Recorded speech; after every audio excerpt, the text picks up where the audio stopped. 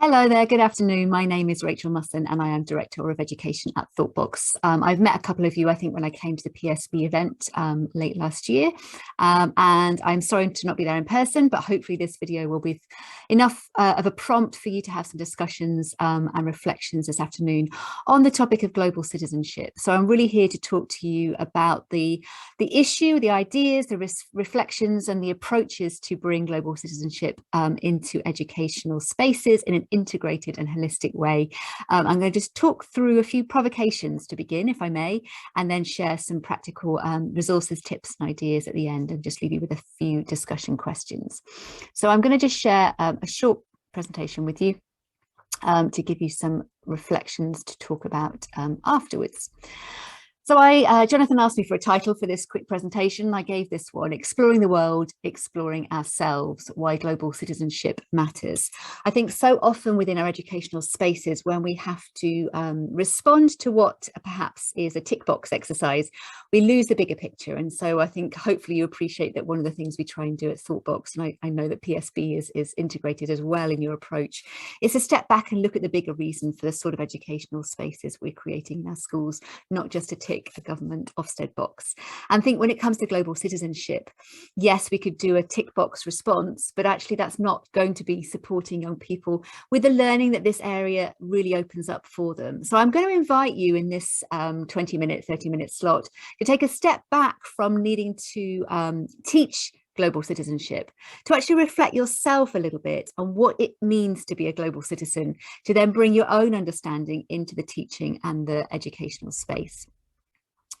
So I want to start really with stories and the importance of stories. Now, when I was a little girl, I grew up on a farm in Gloucestershire, and I spent a lot of my time in the fields with books. I used to read voraciously, and I used to love traveling the world through stories. I used to really, really relish the idea and the opportunity of meeting different people, going to different places, learning about totally different worlds from my own through story. And it was this wonderful adventure in a very sort of safe remit of the meadow inside a book. And once I was old enough and had enough money to travel, I started to travel the world, literally as well as through books. And the reflection I have gained from that time of travel, and I've been lucky enough in my life to not only travel quite extensively around the world, but actually to live in many different cultures and different countries. The reflection really that I want to share with you is that we're all living a story. Each of us, each culture around the world is living the story that has been given to us as part of our culture to help make sense of how to be human.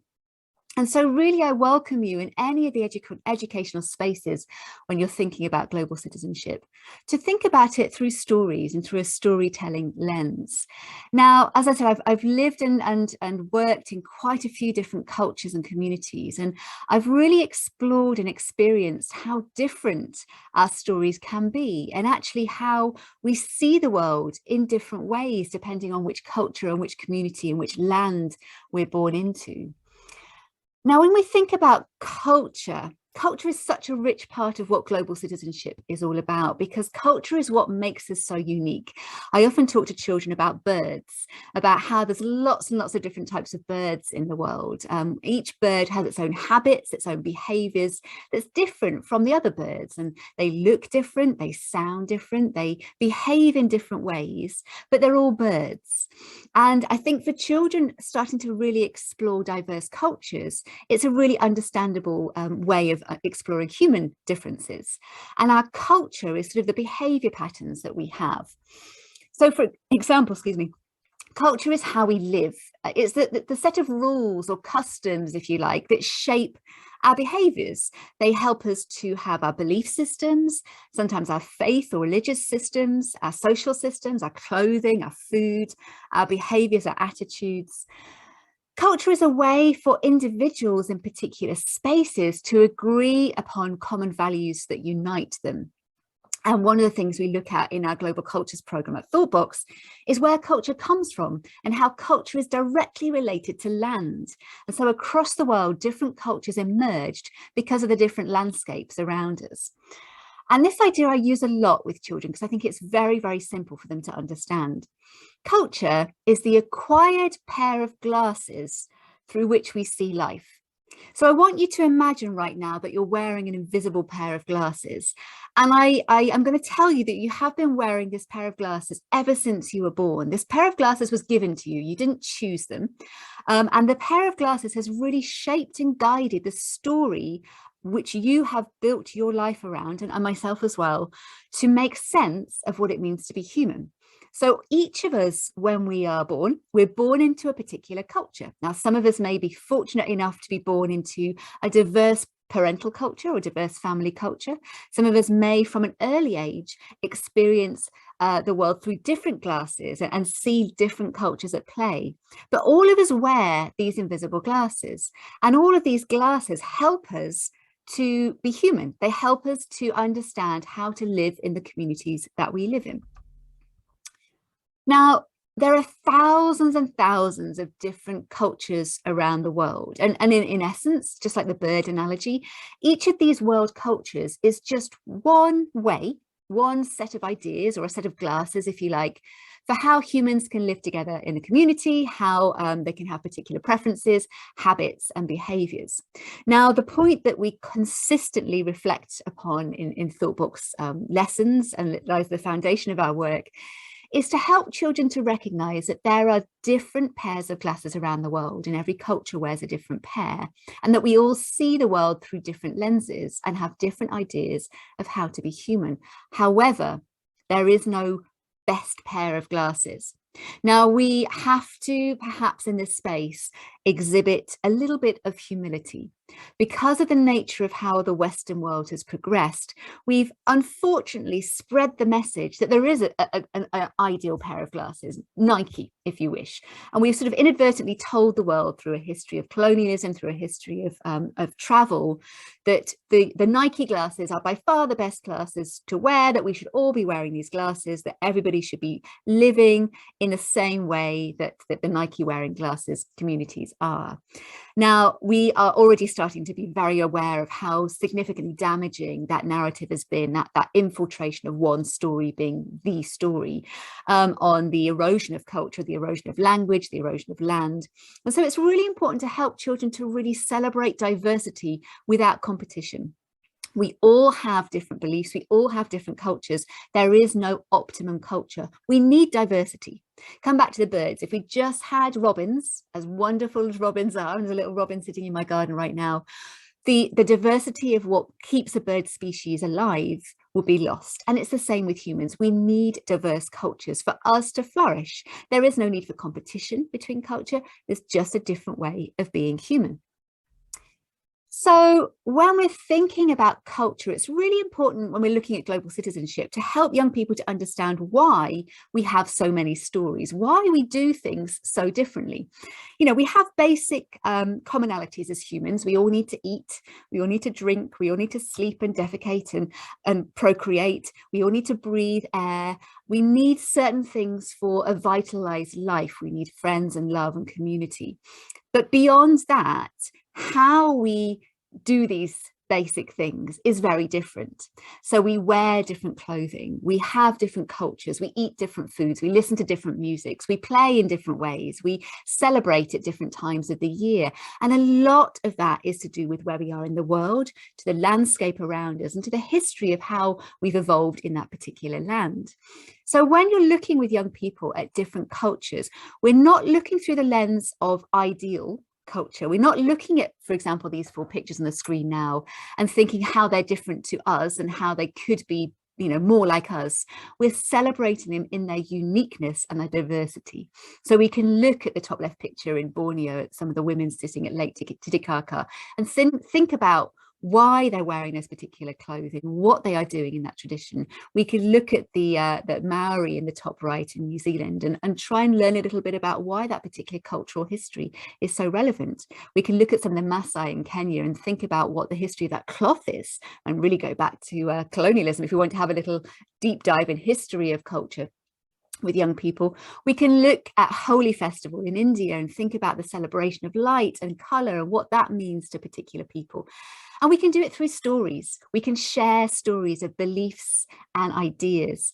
And one of the wonderful things about a class, no matter where in the world that you are, is every child in that class has got their story. They have the story of who they are, of who their parents are, who their grandparents are, where their culture has come from. And some of them may not really know much about their own culture. So there is a way to start learning much more about their story, but mapping that story within the global story, within the bigger picture of humans all living together with our unique differences. Now, one of the things we look at in our global cultures lesson, and also in one of our free programs, is language and culture, and how when we explore and travel the world, whether that's through books, whether that's literally, whether it's through friends and communities, we start to recognize that every community and culture speaks a different language. Now, one of the difficulties with a monoculture of language, for example, English being a dominant language, is that when language is lost, much more is lost than just words. Meaning is lost, understanding, ways of seeing the world, ways of understanding and making sense of how it is to be human are lost. There are so many beautiful projects out there, and I can share some with you at a later date, that look at the language of different cultures to help us to open our minds even further to what it means to be human. So I've just taken two beautiful words here to share with you. One is duende, from the Spanish word, which translated into English is that mysterious power that a work of art has to deeply move a person. Now, we don't in English have a word for that, and yet we probably all of us have felt, experienced and had that sensation, whether it's through music, art, some sort of beauty that's come through an artwork. Fernway is a word I really resonate with, this feeling of homesickness or desperate yearning for a place that you've never been to. Now, often language and culture can invite us into ways of thinking that we've never explored before. And one of the biggest lessons in my own life was when I lived out in East Africa. I lived out in Tanzania for about 4 years, 3.5 years on and off. And I made some very, very good friends over there. And it was only when really embedding into a community and into a totally different culture did I really understand that every single culture thinks differently. It's not like that we have the same thoughts going on in our head, just in a different language. We see the world in a very different way, and we experience the world in a very different way. And the more that we can connect with other stories, the richer our own experience becomes of what it is to be human. So when we're thinking about how to engage children in global citizenship, I invite you to really focus on 4 things. Exploring stories, exploring other people's experiences of being human through stories, telling our own story, hearing stories from people in our class, in our school, in our community, in the wider world. Because remember, we are perhaps in bubbles wherever we are in our particular school community, but there is diversity within that bubble. And so let's look for the stories of difference and diversity, and let's celebrate them in their uniqueness. You can invite children to put their glasses on, so recognize that they're wearing those invisible glasses, and then maybe try taking them off and putting another cultural pair of glasses on, and use the skills of empathy to think, how would it feel to live here? How would it be to go to school and do this? How would it be to eat this for my dinner, or to play this at break time, or to live in a house like this? Remembering that we're not sympathizing for people not having it like us. We're not looking at different ways of being and thinking, gosh, aren't they unfortunate they don't get to live in a house like we do? Not at all. We're actually celebrating the fact that across the world we all live in very, very different ways, and by putting our empathy glasses on, we can tap into some of the diversity of how people are living on our one shared planet. We can find connection through the shared values and customs that we do intertwine with. So every culture, every community across the world has to eat. Every culture and community across the world sleeps. Every culture and community across the world celebrates. So look at where we meet and find our connection in those shared values. And then this final one, make space in these lessons to learn new ideas and maybe unlearn some of our prejudice, some of our own belief systems, to understand the importance of this diversity in our global world. So just 2 things to help you on this journey, as well as those how-tos. Those of you who are already ThoughtBox members will have access to our wide Think and Thrive programs. But what we do in all of our curriculum is we explore the world through different perspectives. So whatever topic that we're looking at, we always make sure that we're looking at it from different human and non-human perspectives. So we look at different glasses, we put different glasses on to think, how would somebody here feel, or what story would somebody here be feeling in this particular space? So really, in the framework of our exploratory discussion-based lessons, we're constantly encouraging young people to be inquirers about the world, to be curious about how other people experience things. And the power of empathy is so significant as a skill there. The power of critical thinking and curiosity as well. So if you like, we use the 3 C's of curiosity, to think about and ask questions about other ideas, of compassion, to recognize that there are other ways of feeling and experiencing things, and connection, because the more we connect with other people and other ways of living, the more we connect with ourselves and what it feels like for us to be human. Now, we do have a very specific topic as well that explores global cultures and goes through quite a wide journey in terms of what it is, what a culture is, where it comes from, what it means to be human, our diversity and difference, and then celebrating culture. And that's available within our membership or as a standalone. But finally, just really to welcome in any of the lessons that you're exploring with the children that you're working with, storytelling as the foundation, recognizing that across the world, we've got so many different stories to share and to learn from, and that we as teachers have our own stories, and we have things that we do that are part of our culture and our custom that shape who we are. Now, when I think back finally to the notion of global citizenship, I think often about the idea of respect. And when I travel as a British citizen, I'm very conscious that when I leave Britain, when I leave England and I go into another culture, I'm under their rules, their customs and their guises. And so I respect that. I've been to a large number of Muslim countries and I've had to cover my hair. I've been to a large number of very modest countries where even in the heat, I would not show my shoulders. And I don't do any of those practices, as I'm sure you don't, through disgruntlement. I do it through respect and appreciation that we all have our different ways of being. And so I think one of the core skills as children develop into a very globally interconnected world is helping them to see this difference as not something inferior or something to be belittling, but actually something to celebrate and something to be really curious and engaged with. I recognise that's a lot in 20 minutes that I've just blurted at you, but hopefully a little bit of provocation. And maybe I leave you with this question, that for you, what does culture mean in your own life? And how can you bring your own pair of glasses into the lessons? And the second kind of part of that question is, to what extent do you think using the empathy glasses is a good way of inviting cultural learning and global citizenship into your lessons? I'll leave this slide. I will share this presentation as well with you, just to say get in touch if we can support at all. Either myself or Joe Keane, who is connected with quite a few of you PSB leads, we're here to support. So enjoy the rest of your day. Again, apologies to not be there, and I look forward to seeing you in person at some point in the not too distant future. Thanks again.